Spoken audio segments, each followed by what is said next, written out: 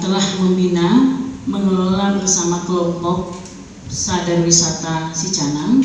Selama ini telah membina mereka menjalankan ekowisata mangrove di Kelurahan Jalan Belawan, dan pada hari ini kami nyatakan secara terbuka untuk sementara kami berhentikan ya dukungan kami artinya dukungan ini baik secara moral maupun material untuk keberlanjutan ekowisata mangrove ini.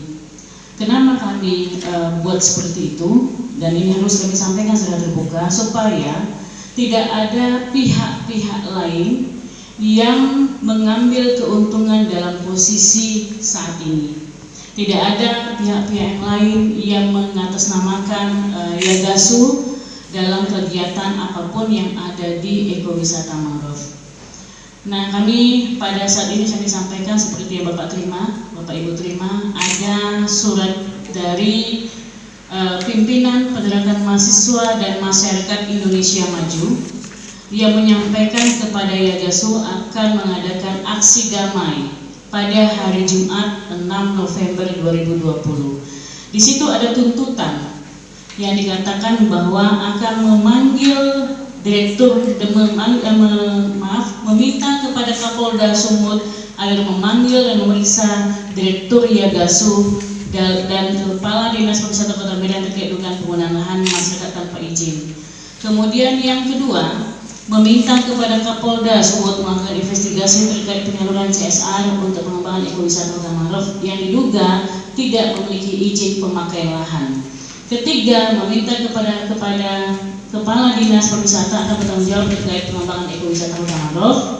Keempat, meminta kepada BPN untuk membuka dengan sejelas-jelasnya terkait pembelian lahan 17 hektar.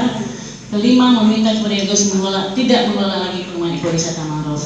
Nah, saya dan tim semuanya menyampaikan semua lengkap dokumen ini, semua perjalanan kami dari tahun 2015 sampai sekarang, bagaimana kami bisa membantu masyarakat.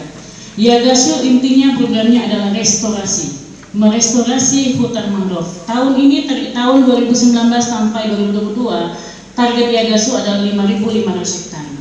Kami fokusnya ke restorasi. Tetapi bagaimana restorasi ini berjalan dengan baik, berjalan dengan mulus, supaya masyarakat semuanya mau terlibat untuk restorasi, maka kami membuat kegiatan sampingan yaitu pemanfaatan, konservasi hutan mangrove. Sangat disayangkan sekali. Tahun 2015 kami sudah membuat kesepakatan bersama, kemudian penyusunan tata ruang, kemudian penetapan daerah perlindungan mangrove yang disetujui, diketahui oleh lapisan masyarakat, kelompok masyarakat di Sicanang, ditandatangani oleh lurah dan diketahui Pak Camat. Dan ini sudah ditandatangani, yaitu seluas 178 hektar, 178,24 hektar.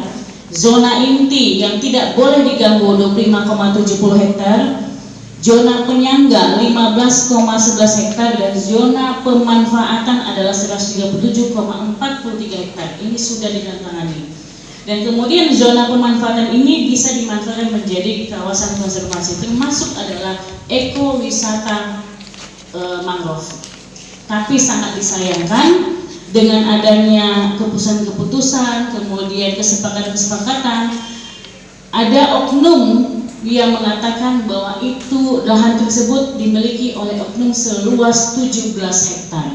Dan sangat disayangkan sekali, selama ini kami sudah proses, sudah menghadap Dinas Lingkungan Hidup, sudah menghadap Kehutanan, dan kemudian ke Pemko dulu, langsung kepada Bapak sebelumnya, Pak Eldin. Dan Pak Eldin sendiri menyanggupi untuk sebelum beliau ini menyanggupi untuk mendukung ekowisata itu, karena itu adalah hutan satu-satunya di Kota Medan, hutan mangrove satu-satunya di Kota Medan. Jika target dari pemerintah 30% RTH itu sudah cukup dari Kota Medan. Dan kami kemarin datang ke desa, Kelurahan Sicanang itu, mengingat tingginya rop Jadi kalau seandainya rob ini semakin tinggi, hutan di sana habis dikuasai oleh pemilik atau oknum, maka yang terjadi tenggelamlah Kota Medan.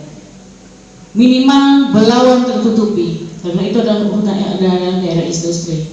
Jadi penyelamat satu-satunya adalah hutan mangrove. Namun sangat disayangkan sekali hutan mangrove ini dikuasai oleh oknum dengan kepemilikan penguasaan lahan seluas 17 hektar dan ditandatangani oleh Pak Camat yang Pak Camat tahun 84 ya, tahun 84, dan selama ini dibiarkan dan tidak ada tambak di situ. Pada saat kami datang tahun 2015 juga tidak ada tambak, dan itu adalah hutan yang kami tanam bersama dengan masyarakat. Tapi sangat disayangkan sekali itu tidak diperjuangkan, dan sampai hari ini sampai sangat sedih sekali tidak diperjuangkan oleh Kota Medan.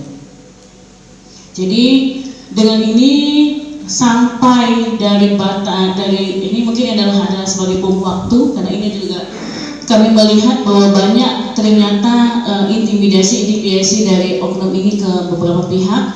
Tapi ini baru Diagasu dari tanggal 7 Oktober dengan tuntutan. Jadi ada tuntutan dari oknum adalah Diagasu, tuntutannya adalah melalui kelurah kepada kami dan disampaikan ke saya. Sampai hari ini tidak pernah bertemu dengan pemilik lahan, tidak pernah bertemu dengan kuasa hukum. Pertama adalah Diagasu bahwa lahan tersebut adalah milik Bapak Bakhtiar, ya, Bapak Bakhtiar. Yang kedua, kuasa hukum menyampaikan bahwa ahli waris Bakhtiar meminta ganti rugi sebanyak 100 juta. Dihitung mundur, kami melakukan pembinaan kepada masyarakat dari tahun 2015 sampai dengan sekarang, berarti 20 juta setahun. Sedangkan kami adalah membina kelompok masyarakat. Ya. Ketiga, kuasa hukum menyampaikan bahwa ahli waris Bapak Bakhtiar meminta kompensasi dana CSR yang telah dikelola di ekowisata hutan mangrove. Padahal itu dana CSR itu dana publik, dan silahkan bertanya kepada yang pemberi CSR, tidak perlu kami, karena kami bertanggung jawab kepada yang pemberi dana, bukan kepada personal. Keempat, kuasa hukum menyampaikan bahwa ahli waris Bapak Bakhtiar menginginkan pembagian hasil pengelolaan 60-40%. Silahkan, tapi bekerjasama dengan kelompok, bukan kepada Diagasu. Diagasu adalah membina kelompok, dan untuk seterusnya sampai kami bisa menyiapkan untuk mandiri, kita membina mereka. Tetapi pada hari ini kami sudah menyatakan tidak lagi mendukung, karena tidak mau ada pihak-pihak siapapun dan lembaga apapun yang merasa dirugikan dengan adanya kegiatan kami. Kelima, menawarkan untuk membeli lahan tersebut. Kami tidak mau membeli lahan tersebut karena itu tidak benar.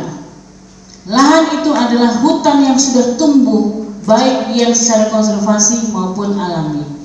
Jadi kami pada saat ini mengatakan mundur dan mengharapkan adanya rekomendasi kepada Kota Medan, Pemko Medan, untuk menyelamatkan hutan yang tersisa di Kelurahan Secanang Belawan. Jika ini mau menjadi apabila kita mau menjaga hutan yang berkesinambungan dan kita siap menghadapi perubahan iklim yang lebih baik. Demikian yang dapat saya sampaikan.